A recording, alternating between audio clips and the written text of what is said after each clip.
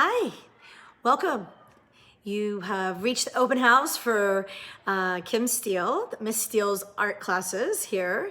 For those of you who have not met me before, I am Greenville's entire middle school, but I also teach several high school classes as that was my original training in teaching the arts. This year I'm teaching a couple courses of studio art and as well as I'm teaching ceramics.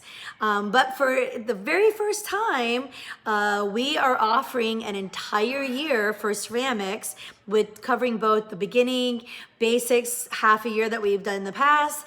And this year we are having a ceramics 2 class offered right behind it, and which is offering the kids more advanced sculptural level as well as learning to throw on the wheel. I have been doing this for a very long time. You know, this is on my, like I said, my 5th year.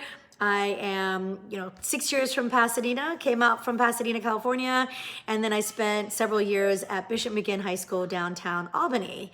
The studio art classes, as well as the beginning, the Ceramics 1 classes, they're really learning the basics and the foundations of that particular art that they're covering.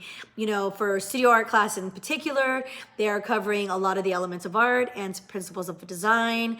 I've explained to my students, at the beginning stages of this class, there's a lot of lessons, a lot of exercises, building skills that they haven't taken since the 8th grade or the 7th grade, depending on the level that they've had me. And they're really just sort of scaffolding into more and more challenging projects. By the end of the school year, the students take on far more challenging projects, including doing self-portraits.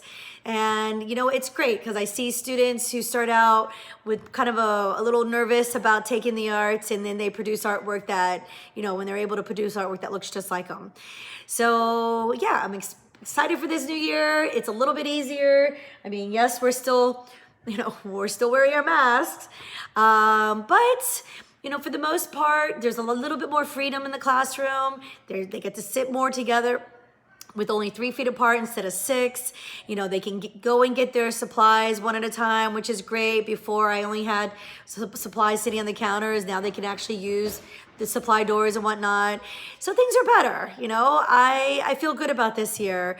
If you have any questions on how the class is set up or any routines, or if you want to know anything more about your student, please do not hesitate to email me or call. And I'm looking forward to getting to know those students better throughout the year. Have a great night.